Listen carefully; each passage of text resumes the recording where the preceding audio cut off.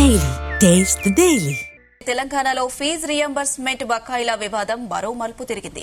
బకాయిలు ఇచ్చే వరకు కాలేజీ నడపలేమని యాజమాన్యాలు బంద్ చేసుకోగా అటు ప్రభుత్వం సీరియస్ గా స్పందిస్తుంది. ప్రైవేట్ ఇంజనీరింగ్, ఫార్మసీ కాలేజీల్లో గతంలో తనిఖీలు చేసిన విజిలెన్స్ ఇచ్చిన నివేదికను రేవంత్ సర్కార్ వెలికితీస్తుంది. కేసీఆర్ హయాంలో విజిలెన్స్ అధికారులు వందలాది కాలేజీల్లో తనిఖీలు చేసి నివేదిక ఇచ్చారు. అందులో కాలేజీలో చేస్తున్న అక్రమాల చిట్టా ఉంది.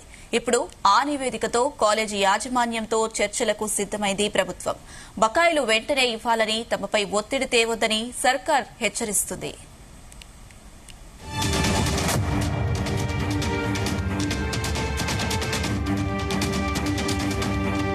ఇదే అంశం సంబంధించి మరిన్ని అప్డేట్స్ మా బ్యూరో చీఫ్ నరేందర్ అందిస్తారు. ఎస్ నరేందర్.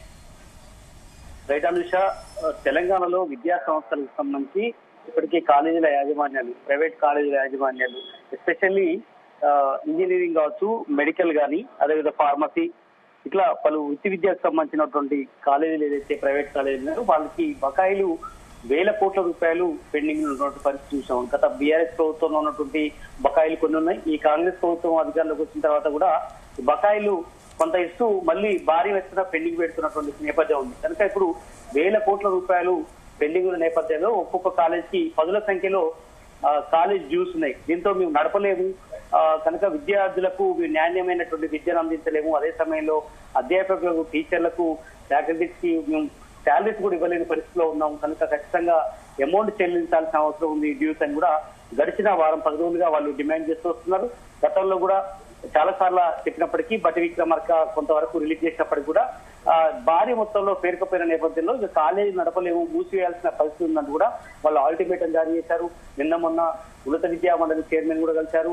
కనుక ఫైనల్ గా మేము ఇక సోమవారం నుంచి మేము సమ్మెలోకి వెళ్తున్నాము అని కూడా చెప్పే ప్రయత్నం చేశారు. బట్ ఉటావుట్న నిన్న డిప్యూటీ సీఎం బట్టి విక్రమార్క వాళ్ళతో ఫోన్ లో మాట్లాడారు.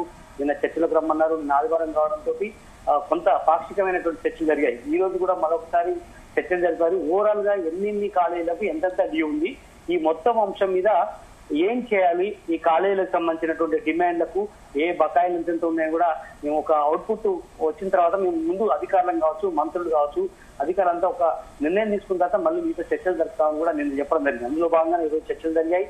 అయితే ఇక్కడ ఒక ఇంట్రెస్టింగ్ విషయం ఏంటంటే ఫైనల్ గా వీళ్లకు అమౌంట్ చెల్లించాలన్నా, లేదంటే ఈ కాలేజీలు సక్రమంగా జరుపుతున్నారా లేదా, కాలేజీలు చాలా వరకు కూడా అడ్డదొరుగా రూల్స్ విరుద్ధంగా నడుస్తున్నాయని కూడా ప్రభుత్వం గతంలోనే బీఆర్ఎస్ ప్రభుత్వం ఉన్నప్పుడు కొంతవరకు గుర్తించడం జరిగింది. అయితే అందులో కొన్ని కాలేజీలు చాలా రూల్స్ ఎక్కడ బ్రేక్ చేయకుండా నడుస్తున్న కాలేజీలు కూడా కొన్ని ఉన్నాయి. కానీ అధిక మొత్తంలో కాలేజీలు ఏదో రకమైనటువంటి అంటే తక్కువ మ్యానుఫ్యాక్చర్ అంటే తక్కువ మ్యాన్ పవర్ తో అధ్యాపకులు పెట్టుకుని ఎక్కువ మంది స్టూడెంట్స్ ని టీచింగ్ చెప్పియడం కానీ, లేదంటే అక్కడ ఉన్నటువంటి ఫ్యాకల్టీ విషయంలో కాకుండా మిగతా తక్కువ స్పేస్ ఉన్నటువంటి బిల్డింగ్ లో ఎక్కువ విద్యార్థులను చదివించే విషయంలో కానీ, అదేవిధంగా చాలా అంశాల్లో అదేవిధంగా సీట్ అలాట్మెంట్ విషయంలో కానీ, అదే అధిక ఫీజులు తీసుకోవడం కానీ, ఇట్లా చాలా అంశాల్లో కూడా రూల్స్ బ్రేక్ చేస్తున్న విషయాన్ని గత ప్రభుత్వం గుర్తించింది. ఈ ప్రభుత్వంలో కూడా ఈ విషయాలు మొత్తం కూడా వాళ్ళకి తెలుసు. కనుక గతంలో ఈ అంశం మీద విజిలెన్స్ ఎంక్వైరీ వేయడం జరిగింది. విజిలెన్స్ లో చాలా విషయాలు కూడా బయటపడ్డాయి. ఈ నివేదిక అనేది ఇప్పుడు గవర్నమెంట్ తెప్పించుకున్నటువంటి పరిస్థితి ఉంది.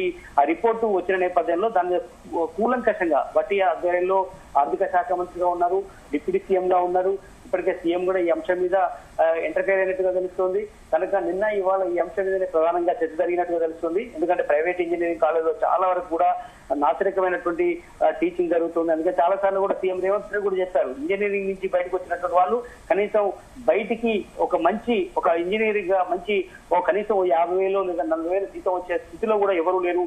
కేవలం 10-12,000 కూడా ఉద్యోగాలు చేయాల్సిన పరిస్థితి. చాలా మంది కూడా ఇంకా అన్ఎంప్లాయ్మెంట్ గానే ఉండాల్సి వస్తుంది. సాధారణ డిగ్రీలకు విలువ ఉంది కానీ దీనికి లేదు అని కూడా చాలా సార్లు చెప్పినటువంటి పరిస్థితి. కనుక అలాంటి నాగరికమైనటువంటి ఇంజనీరింగ్ చేస్తున్నటువంటి కాలేజీలు కావచ్చు, ఫార్మా కావచ్చు, ఇట్లా చాలా కాలేజీల విషయంలో ఖచ్చితంగా విజిలెన్స్ లో కొన్ని విషయాలు బయటపడ్డాయి. కాబట్టి బట్టి విక్రమార్క కూడా ఈ అంశాన్ని పిన్ పాయింట్ గా పెడుతున్నటువంటి పరిస్థితి. కాలేజీలను టార్గెట్ చేసే అవకాశం అయితే చాలా స్పష్టంగా కనిపిస్తుంది. కనుక అందులో భాగంగానే వందలాది కాలేజీల్లో తనిఖీలు చేసి ఒక నివేదిక ఇచ్చినటువంటి పరిస్థితి కూడా ఉంది. అందులో భాగంగానే కాలేజీలు చేస్తున్నటువంటి అక్రమాల చిట్టా వాళ్ళ దగ్గర ఉంది. కాబట్టి ఇప్పుడు ఆ నివేదికలో కాలేజీల యాజమాన్యాలతో చర్చలకు సిద్ధమవుతున్నటువంటి పరిస్థితి కూడా ఉంది. ఎందుకంటే ఆ రిపోర్ట్ ని ముందుంచి ఒక్కొక్క కాలేజీ మొత్తం విజిలెన్స్ రిపోర్టు వాళ్ళ ముందుంచి మీ కాలేజీకి ఇంత డ్యూ ఉంది, ఇలాంటి రూల్స్ బ్రేక్ చేసింది, కానీ మేము ఇప్పుడున్నటువంటి పరిస్థితిలో మీకు ఇంత ఇవ్వలేము, లేదంటే ఇలాంటి పరిస్థితులు చెప్పే అవకాశం కూడా ఉంది. కనుక ఇప్పుడున్నటువంటి పరిస్థితిలో ఇలాంటి విజిలెన్స్ రిపోర్ట్ ని బేస్ చేసుకొని ఇప్పుడు వాళ్ళ సమయంలోకి వెళ్తున్నటువంటి నేపథ్యంలో వాళ్ళు మొత్తం బండారాన్ని మొత్తం బయటపెట్టే అవకాశం ఉంది. కాబట్టి ఇప్పుడు మరి వెనక్కి తగ్గుతారా లేదా మనం చూడాల్సిన అవసరం ఉంది కాలేజ్ యాజమాన్యంలో. ఎందుకంటే ఒక పక్క అల్టిమేటం చేసినటువంటి పరిస్థితి, వాస్తవానికి వాళ్ళ సోమవారం నుంచి వాళ్ళ కాలేజీలు అవన్నీ బంద్ చేయాలనుకున్నారు, కానీ కొంత పాక్షికంగానే బంద్ అవుతున్నట్టుగా తెలుస్తోంది. ఎందుకంటే ఒక పక్క మిడ్ లో చాలా వరకు కూడా ఎగ్జామ్స్, ఇంటర్నల్ ఎగ్జామ్స్ జరుగుతుంటాయి, అదేవిధంగా చాలా వరకు టెస్ట్ ఎగ్జామ్స్ జరుగుతున్నాయి. ఇవి యాజ్ యూజ్ గా కంటిన్యూ అవుతున్నట్టుగా తెలుస్తుంది. పూర్తిగా బంద్ అయినటువంటి పరిస్థితి లేదు కాలేజీలు.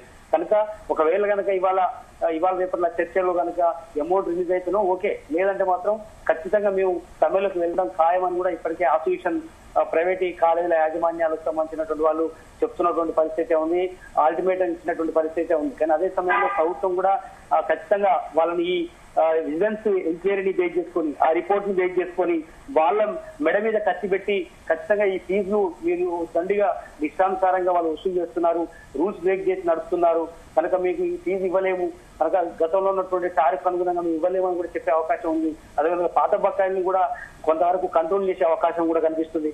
బట్ అంతిమంగా మాత్రం తెలంగాణ ఫీజు రియంబర్స్మెంట్ బకాయిలు పెద్ద ఎత్తున పెరిగినట్టు నేపథ్యంలో విద్యార్థులకు నష్టం జరగకుండాను, అదే సమయంలో కాలేజీలు మూతపడకుండా కూడా కొంత ఏదో రకమైనటువంటి ప్రత్యామ్నాయ మార్గం వైపు వెళ్లాలన్నటువంటి ఆలోచన అయితే రాష్ట్ర ప్రభుత్వం ఆలోచిస్తున్నట్టు తెలుస్తుంది. కనుక గతంలో వచ్చినటువంటి విజిలెన్స్ రిపోర్ట్ ని వెయిట్ చేసుకుని రేవంత్ సర్కార్ దూకుడు పెంచే అవకాశం చాలా స్పష్టంగా కనిపిస్తుంది. కనుక ఆ నివేదికను ఇప్పుడు టేబుల్ మీద పెట్టుకొని ఇప్పుడు వాళ్ళు మాట్లాడుకుంటున్నారు. ఇప్పుడు 4 గంటలకు కూడా ఇప్పుడు జరుగుతుంది బట్టి ఆధ్వర్యంలో ప్రజాభవన్ లో కూడా మీటింగ్ ప్రత్యేకించి కాలేజీ యాజమాన్యానికి సంబంధించినటువంటి అంశం మీద ఒక మీటింగ్ పెట్టుకున్నారు.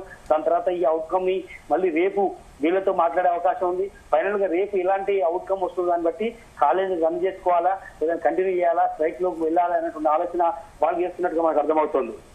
Right Narender, thank you.